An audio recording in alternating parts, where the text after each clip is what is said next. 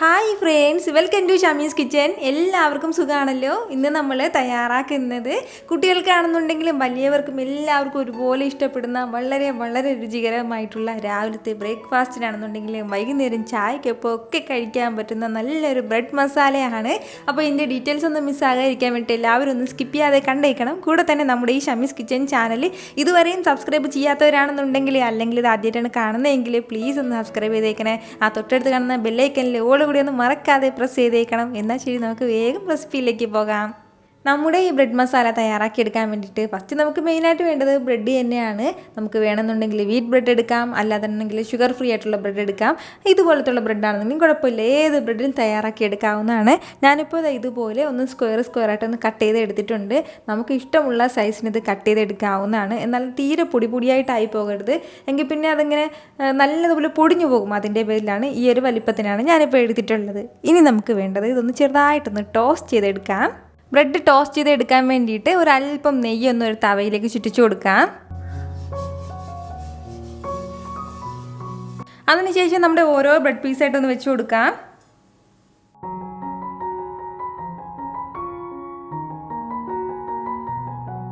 ഇതുപോലെ ബ്രെഡെല്ലാം ഒന്ന് സെറ്റ് ചെയ്ത് കഴിഞ്ഞാൽ പിന്നെ ഇനി നമുക്ക് വേണ്ടത് ഫ്ലെയിം ഒന്ന് മീഡിയത്തിൽ നിന്ന് ഒരല്പം കൂടി കുറച്ച് വെച്ചിരിക്കണം. ഒരുപാട് ഫ്ലെയിം വെക്കാൻ വേണ്ടി നിൽക്കരുതെങ്കിൽ പിന്നെ അടിഭാഗം പെട്ടെന്നത് കളറ് മാറിയിട്ട് കരിഞ്ഞു പോയിട്ട് നല്ലതുപോലെ നമുക്ക് മൊരിഞ്ഞ് കിട്ടില്ല. അതിൻ്റെ പേരിലാണ്.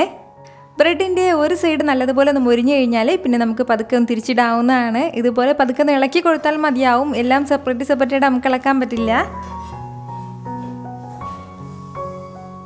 ഇത് ഇത്രയും തന്നെ മതിയാവും. ഒരുപാട് സമയത്ത് ടോസ്റ്റ് ചെയ്യേണ്ട ആവശ്യമില്ല. ചെറുതായിട്ട് ഇങ്ങനെ ഒന്ന് ഹാർഡായിട്ട് മൊരിഞ്ഞ് കിട്ടിയാൽ മതിയാവും. ഇനി നമുക്കിതൊരു പ്ലേറ്റിലേക്ക് എടുക്കാം.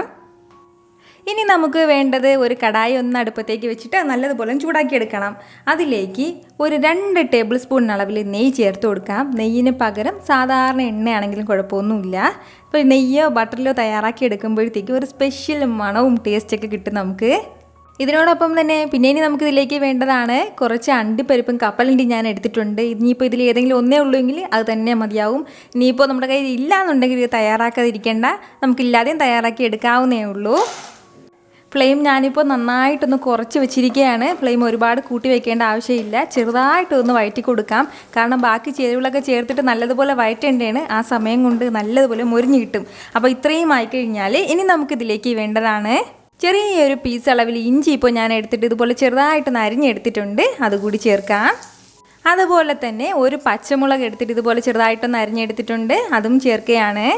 ഇനി നമുക്കിതിൻ്റെ കൂടെ വേണ്ടത് ഒരു സവാളയാണ്. അപ്പോൾ അത്യാവശ്യം വലിയ സൈസിലുള്ള ഒരു സവാള ചെറുതായിട്ടൊന്ന് പൊടിയായിട്ടൊന്ന് അരിഞ്ഞെടുത്തിട്ട് അതും ചേർക്കാം. ഇത് ഇത്രയും ചേർത്ത് കൊടുത്തതിന് ശേഷം നല്ല രീതിയിൽ നമുക്കിതെല്ലാം കൂടി ഒന്ന് വഴറ്റിയെടുക്കണം നന്നായിട്ട്. അപ്പോൾ അതിൻ്റെ പേരിലാണ് ഞാൻ പറഞ്ഞത്, ഈ വഴറ്റിയെടുക്കുന്ന സമയം കൊണ്ട് വീണ്ടും നമ്മുടെ ഈ അണ്ടിപ്പരിപ്പും കപ്പലണ്ടിയൊക്കെ എല്ലാം ഒന്ന് മൊരിഞ്ഞ് കിട്ടും. ഈ ഒരു അളവിൽ മാത്രം. ഇപ്പോൾ തന്നെ കളറൊക്കെ ലൈറ്റായിട്ടൊന്ന് മാറിയിട്ടുണ്ട്. ഇത് ഇത്രയും തന്നെ മതി. നല്ലതുപോലെ ഫ്ലെയിം ഒന്ന് മീഡിയത്തിൽ വെച്ച് കൊടുത്തിട്ട് തന്നെ നമുക്ക് വഴറ്റിയെടുക്കാവുന്നതാണ്. ഒരുപാട് കളറെല്ലാം അങ്ങനെ മാറിപ്പോകണം എന്നുള്ള ആവശ്യമില്ല. നന്നായിട്ട് നമ്മുടെ സവാള എല്ലാം ഒന്ന് വഴണ്ട് കിട്ടിയാൽ മാത്രം മതിയാവും. ഇപ്പോൾ നമ്മുടെ സവാളയെല്ലാം നന്നായിട്ടൊന്ന് വഴണ്ട് തുടങ്ങിയിട്ടുണ്ട്. ഇതുപോലെ ഇത്രയും വഴണ്ട് കിട്ടിയാൽ മതിയാവും. നല്ലതുപോലെ കളറൊന്നും മാറണം എന്നുള്ള ആവശ്യമില്ല.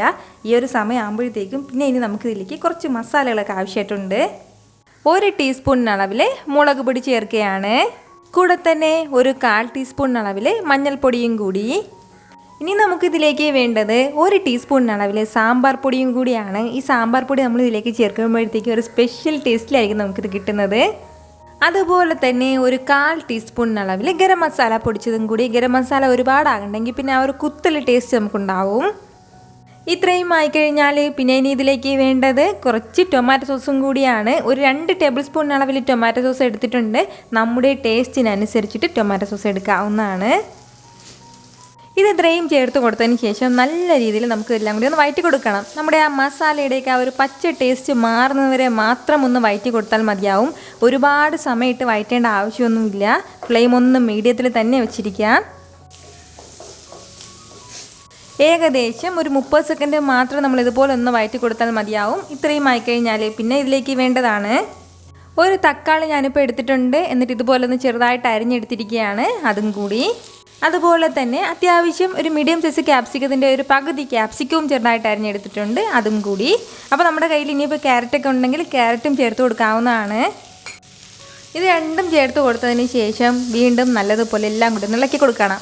നന്നായിട്ടൊന്ന് വഴറ്റി കൊടുക്കാം. ഇതുപോലൊന്ന് വഴറ്റി കൊടുത്താൽ മതിയാവും.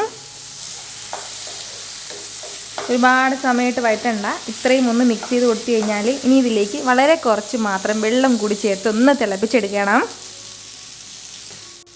ഒരുപാട് വെള്ളം ചേർക്കേണ്ട, ഒരു 1/4 കപ്പ് അളവിൽ മാത്രം മതി. ഇനി നമ്മുടെ ഈ മസാലയ്ക്ക് മാത്രം ആവശ്യമായിട്ടുള്ള ഉപ്പേ ചേർക്കാൻ പാടുള്ളൂ. കാരണം നമ്മുടെ ബ്രെഡിലൊക്കെ അത്യാവശ്യം ഉപ്പുള്ളതാണ്. നമ്മുടെ ഈ ഗ്രേവി എല്ലാം നല്ലതുപോലെ ഒന്ന് തിളച്ച് വരട്ടെ. അപ്പോഴത്തേക്കും നമ്മൾ ഈ ചേർത്തിട്ടുള്ള ഈ തക്കാളിയും ക്യാപ്സിക്കവും എല്ലാം നല്ലതുപോലെ വെന്തിട്ടുണ്ടാവും. ഒരുപാട് വെന്തുടയേണ്ട കേട്ടോ. അതിൻ്റെ പേരിലാണ് നമ്മൾ ഉടൻ തന്നെ ഇതിലേക്ക് വെള്ളം ചേർത്തിട്ടുള്ളത്. ഇപ്പോൾ നമ്മുടെ ഗ്രേവി എല്ലാം നല്ലതുപോലെ ഒന്ന് തിളച്ച് തുടങ്ങിയിട്ടുണ്ട്. നല്ലതുപോലെ ഒന്ന് കുറുകി കിട്ടിയിട്ടുണ്ട്. ഈ ഒരു രീതി ആകുമ്പോഴത്തേക്കും നമ്മുടെ ബ്രെഡ് പീസൊക്കെ ഒന്ന് ഇതിലേക്ക് ചേർത്ത് കൊടുക്കണം. അതിനുശേഷം പിന്നെ നമുക്ക് നല്ലതുപോലെ ഒന്ന് മിക്സ് ചെയ്ത് കൊടുക്കാം. പതുക്കെ സോഫ്റ്റായിട്ട് മാത്രം ഒന്ന് മിക്സ് ചെയ്ത് കൊടുത്താൽ മതിയാവും. ഒരുപാട് സ്പീഡിലിട്ട് നമ്മൾ മിക്സ് ചെയ്യാൻ വേണ്ടി നിൽക്കേണ്ട. കാരണം എന്താണെന്ന് വെച്ചാൽ ഇത് പെട്ടെന്ന് പൊടിഞ്ഞു പോകാൻ ചാൻസ് ഉള്ളതാണ്.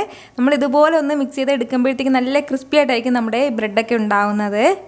മസാലകളെല്ലാം ബ്രെഡിലേക്ക് നന്നായിട്ടൊന്ന് പിടിച്ചു കഴിഞ്ഞാൽ പിന്നെ ഇനി നമുക്കിതിലേക്ക് വേണ്ടതാണ് ഫൈനലി ഇതിലേക്ക് ഒരല്പം മല്ലിയില ചേർത്ത് കൊടുക്കാം.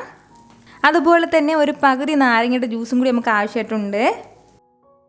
നല്ലൊരു പുളിപ്പ് ടേസ്റ്റ് കൊടുക്കും കേട്ടോ നമ്മളിതുപോലെ ഒരല്പം നാരങ്ങ ജ്യൂസ് ചേർക്കുമ്പോഴത്തേക്കും. ഇനി വേണ്ടത് വേറെ ഒന്നുമില്ല, ഇതെല്ലാം കൂടി നന്നായിട്ടൊന്ന് മിക്സ് ചെയ്തെടുക്കണം. അതിനുശേഷം നല്ല ചൂടോടുകൂടി തന്നെ സെർവ് ചെയ്യണം കേട്ടോ. ചൂടോടുകൂടി സെർവ് ചെയ്യുന്നതും തണുത്തിട്ട് സെർവ് ചെയ്യുന്നതും രണ്ടും രണ്ട് ടേസ്റ്റാണ്. അപ്പോൾ നിങ്ങൾ മാക്സിമം ചൂടോടുകൂടി തന്നെ സെർവ് ചെയ്യാൻ വേണ്ടിയിട്ടൊന്ന് ശ്രമിക്കണം. നല്ല സൂപ്പറായിട്ട് കിട്ടും കേട്ടോ. കുട്ടികൾക്കും വലിയവർക്കും എല്ലാവർക്കും വളരെ പ്രിയപ്പെട്ടതായിരിക്കും. ഇനി ഇതിൻ്റെ കൂടെ സൈഡായിട്ട് എന്തെങ്കിലും കറിയൊക്കെ വേണം, അങ്ങനെ സൈഡ് ഡിഷ് എന്തെങ്കിലും വേണം തോന്നുന്നെങ്കിൽ ടൊമാറ്റോ സോസ് മാത്രം മതിയാവും. നല്ല സൂപ്പറായിട്ടുണ്ടാവും. ഞാനിങ്ങനെ എടുത്തെടുത്ത് പറയേണ്ട ആവശ്യമില്ലല്ലോ. ട്രൈ ചെയ്ത് നോക്കിയതിന് ശേഷം നിങ്ങളുടെ ഫീഡ്ബാക്ക് എനിക്ക് മറക്കാതെ ഒന്ന് അറിയിക്കണം. കാരണം നിങ്ങളുടെ ഫീഡ്ബാക്ക്, നിങ്ങളുടെ കമൻസ് ഒക്കെ വായിക്കുമ്പോഴാണ് അതൊരു പ്രത്യേക ഒരു പ്രചോദനം ഉണ്ടാകുന്നത്. ഈ വീഡിയോ നിങ്ങൾക്ക് ഇഷ്ടമായാലും മറക്കാതെ ഒന്ന് ലൈക്ക് ചെയ്യാനും കൂടെ തന്നെ നിങ്ങളുടെ ഫ്രണ്ട്സിനും ഫാമിലിക്കും എല്ലാവർക്കും ഒന്ന് ഷെയർ ചെയ്ത് കൊടുക്കാനും മറക്കരുത്. വീണ്ടും നല്ലൊരു ഉഷാർ വീഡിയോ ആയിട്ട് നാളെ 2 മണിക്ക് കാണാം. അതുവരേക്കും എല്ലാവരും ഹാപ്പി ആയിട്ടിരിക്കുക, സന്തോഷമായിട്ടിരിക്കുക, എല്ലാവരും സേഫ് ആയിട്ടിരിക്കണം. Take care dear friends.